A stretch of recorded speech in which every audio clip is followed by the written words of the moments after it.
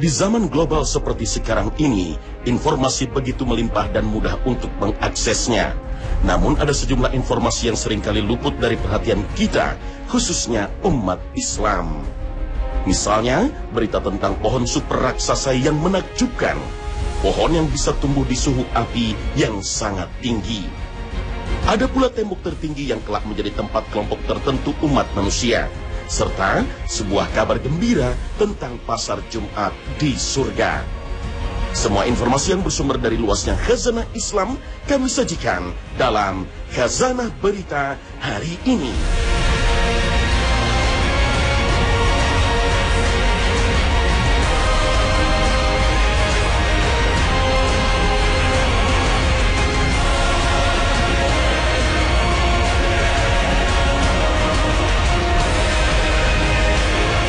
Assalamualaikum warahmatullahi wabarakatuh.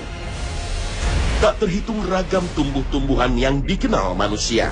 Ribuan, bahkan hingga jutaan jenis tanaman dan tumbuhan telah dikenali umat manusia. Ada pohon yang sangat besar, sangat rindang, rimbunannya seakan tanpa batas. Seperti tak ada ujungnya sejauh kita memandang. Ada juga pohon yang sangat buruk. Bentuk dan aromanya mengerikan. Siapapun di dunia ini tak akan mampu tahan akan aromanya. Pohon ini dikenal dengan pohon terlaknat.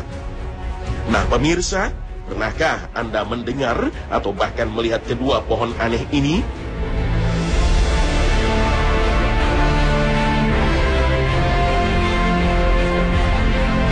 Pohon tuba. Tentu jarang orang mendengar apalagi melihatnya. Pohon tuba terbuat dari emas, sangat besar, lebat, rindang, dan sangat indah.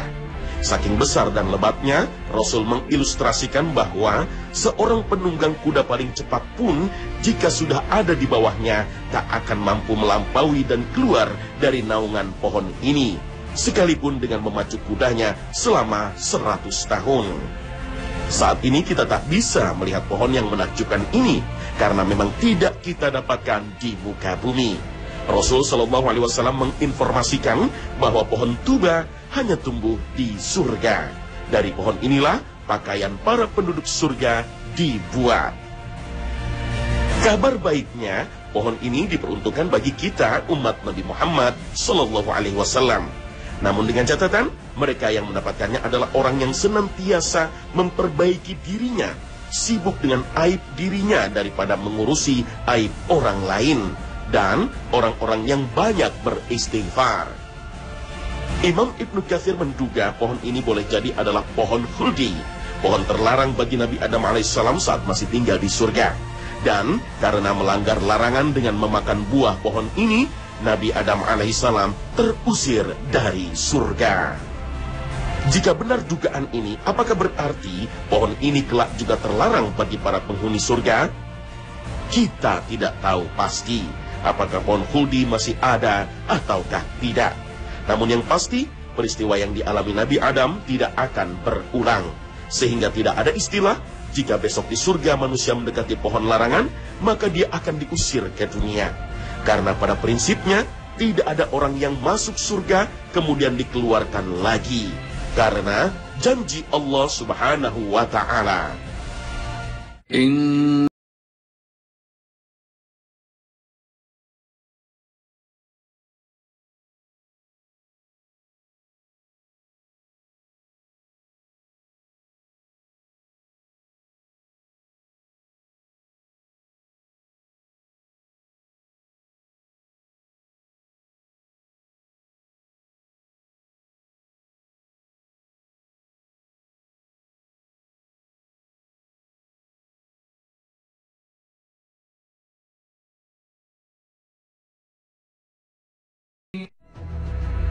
Sesungguhnya orang-orang yang bertakwa itu berada dalam surga, taman-taman dan di dekat mata air yang mengalir. Dikatakan kepada mereka, masuklah ke dalamnya dengan sejahtera lagi aman. Dan kami lenyapkan segala rasa dendam yang berada dalam hati mereka. Sedang mereka merasa bersaudara, duduk berhadap-hadapan di atas dipan-dipan. Mereka tidak merasa lelah di dalamnya, dan mereka sekali-kali tidak akan dikeluarkan dari surga.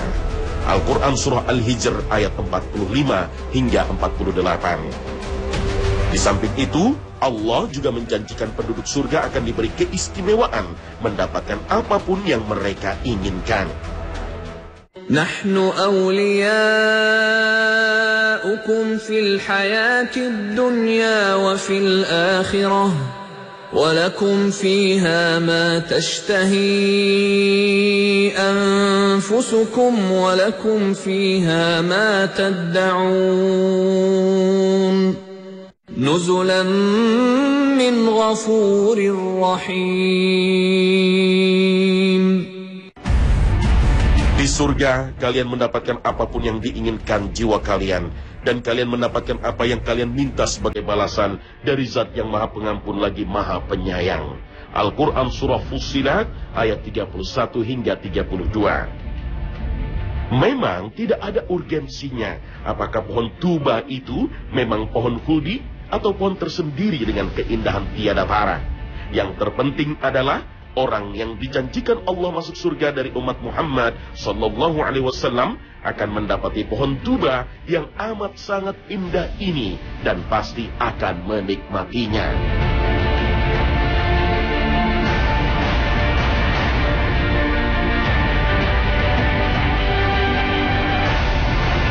Pohon terlaknat ini dikenal dengan nama pohon zakum. Pohon ini sangat berbahaya. Sebuah sumber menyebutkan setitik saja dari pohon ini jatuh ke bumi, maka akan merusak seluruh kehidupan umat manusia. Tak seorang pun pernah melihat pohon ini kecuali Nabi Muhammad sallallahu alaihi wasallam, karena keberadaannya memang tidak ada di muka bumi. Pohon terlaknat ini hanya tumbuh di dasar neraka. Nabi sendiri baru melihatnya satu kali ketika melakukan Mi'raj ke langit bersama malaikat Jibril. Dari sinilah sebutan pohon terlaknat muncul, karena Allah berfirman,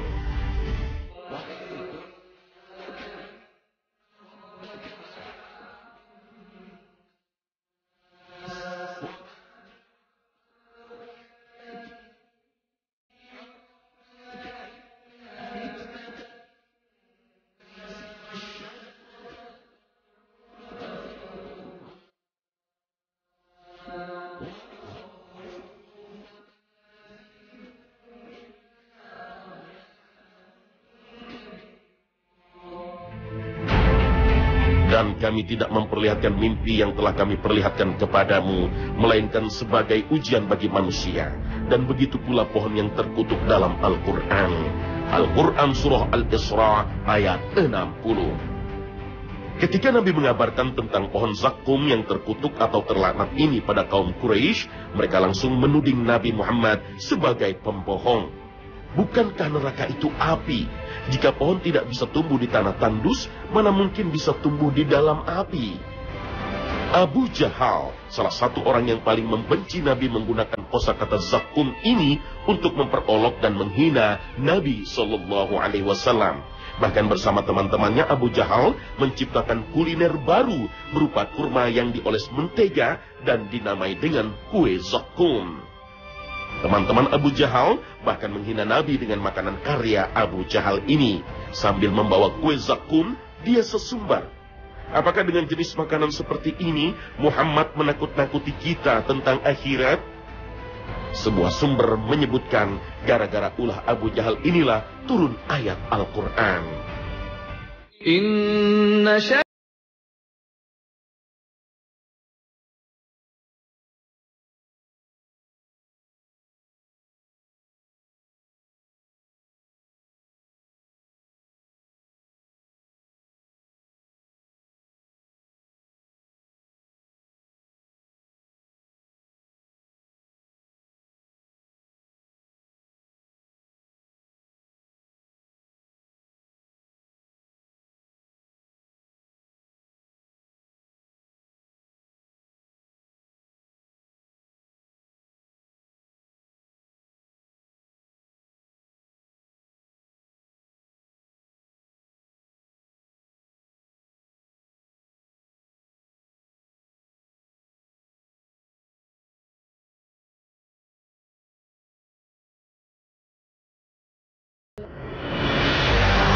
Sesungguhnya pohon zakum itu makanan orang yang banyak berdosa.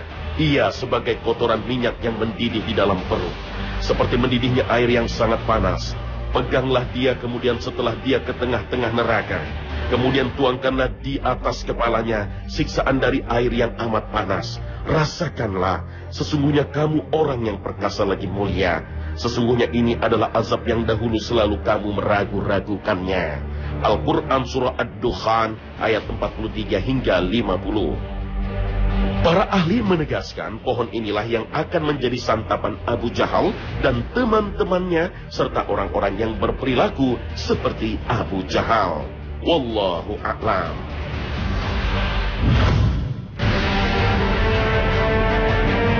Pemirsa, Anda tentu tak asing lagi dengan nama Al-A'raf. Salah satu nama surat dalam Al-Quran yaitu surat Al-A'raf. Artinya tembok tertinggi antara surga dan neraka. Tembok ini membatasi taman-taman surga dan neraka. Dari ketinggian tembok Al-A'raf, keindahan surga dan aktivitas para penghuninya terlihat jelas. Demikian pula aktivitas para penghuni neraka. Allah Subhanahu wa Ta'ala mengabarkan bahwa setelah hari perhitungan dan timbangan amal perbuatan, seluruh umat manusia akan mendapatkan ganjaran dari amal perbuatannya selama di dunia. Mereka yang timbangan kebaikannya lebih berat dari keburukannya akan ditempatkan di surga. Sebaliknya, mereka yang timbangan amal keburukannya lebih berat akan dilempar ke neraka. Tetapi ada satu kelompok yang tidak bisa masuk surga, tapi ditolak masuk neraka. Mereka inilah orang yang timbangan amal kebaikannya sama dengan timbangan amal keburukannya. Mereka itu pula yang disebut dengan Ashabul A'raf atau penghuni Al-A'raf, yaitu orang-orang yang menghuni tembok Al-A'raf yang memisahkan antara surga dan neraka. Dari atas tembok Al-A'raf, mereka bisa melihat keadaan di surga dan neraka dengan jelas. Saat melihat ke arah neraka, mereka merasa cemas dan takut kalau sampai dijebloskan ke dalam neraka itu. Mereka pun berdoa agar tidak dimasukkan ke dalam neraka yang panas bergejolak itu. Ketika mereka melihat ke arah surga, mereka sangat berharap agar bisa masuk ke dalam surga dengan secepatnya. Dan mereka berdoa pada Allah agar dimasukkan ke dalam surga itu. Setiap hari, mereka disuguhi pemandangan yang kontras itu. Mereka hanya bisa melihat orang yang sedang bergembira ria di dalam taman surga, menikmati berbagai macam kesenangan dan kegembiraan, tapi tidak bisa ikut menikmati kegembiraan itu. Setiap hari mereka juga melihat penderitaan orang yang sedang disiksa di dalam neraka jahanam. Mereka mendengar teriakan pilu dan lolongan panjang dari mereka yang sedang disiksa di dalam api neraka. Mereka memandangi semua itu dengan penuh kengerian. Mereka terkatung-katung di antara surga dan neraka bertahun-tahun lamanya. Agar bisa masuk ke dalam surga, mereka memerlukan tambahan amal kebajikan yang dapat mendorong mereka masuk ke dalam surga. Walaupun amal itu hanya seberat telur kutu saja. Setelah amal ditimbang, banyak orang yang bertebaran ke sana kemari mencari tambahan amal untuk menambah timbangan amal kebaikannya. Karena itu, agar kita tidak terkatung-katung di antara surga dan neraka, perbanyaklah timbangan kebaikan ketika masih hidup di dunia. Kalimat zikir seperti tahlil, tasbih, tahmid, takbir, dan istighfar merupakan amalan yang dapat menambahkan timbangan kebaikan. Rasulullah SAW bersabda, bersuci itu adalah separuh keimanan. Bacaan Alhamdulillah itu adalah memenuhi beratnya timbangan di akhirat. Sedang Subhanallah dan Alhamdulillah itu memenuhi apa yang ada di antara langit dan bumi. Hadis riwayat Muslim. Dalam riwayat lain, Rasulullah SAW bersabda, dua kalimat yang ringan untuk diucapkan, tetapi berat dalam timbangan dan disukai oleh Allah yang Maha Pengasih, yaitu Subhanallah wa bihamdih, Subhanallahil azim. Maha suci Allah dengan segala pujiannya, dan maha suci Allah Tuhan yang Maha Agung. Hadis riwayat Muslim. Berbagai amal sunnah yang merupakan kalimat zikir dan tasbih itu amat membantu bagi seseorang di hari penimbangan amal. Ketika timbangan amal buruk seseorang ternyata lebih berat dari amal baiknya, maka kalimat zikir dan tasbih ini akan menambah timbangan kebaikan, sehingga amal baiknya lebih berat dari amal buruknya. Demikian pula jika terjadi amal baik dan buruknya seimbang, maka kalimat zikir dan tasbih yang diucapkannya itu akan memenuhi timbangan kebaikannya, sehingga ia terdorong masuk ke surga. Nah, pemirsa, kisah tentang Ashabul A'raf atau orang-orang yang menghuni tembok pembatas antara surga dan neraka ini dilukiskan Al-Quran Al-Karim.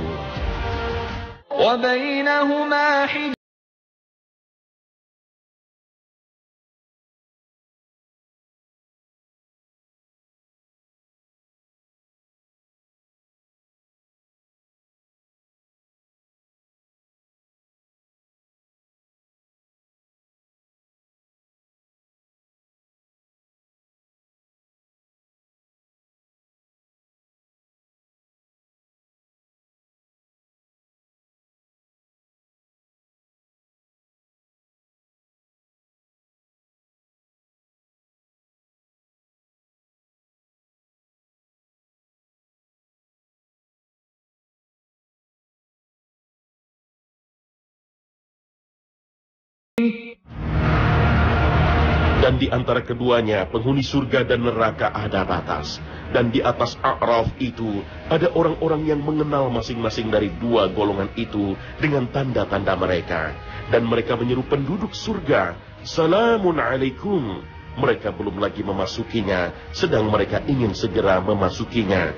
Dan apabila pandangan mereka dialihkan ke arah penghuni neraka, mereka berkata, "Ya Tuhan kami, janganlah Engkau tempatkan kami bersama-sama orang-orang yang zalim itu." Al-Quran Surah Al-A'raf ayat 46 hingga 47.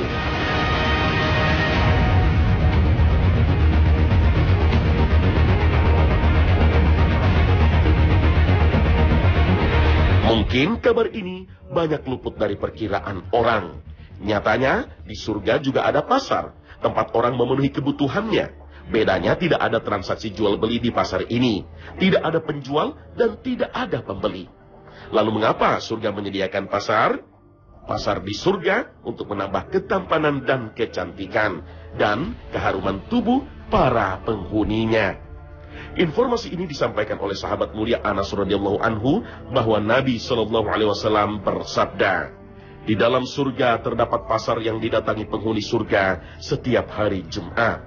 Tertiuplah angin utara hingga menerpa muka dan pakaian mereka.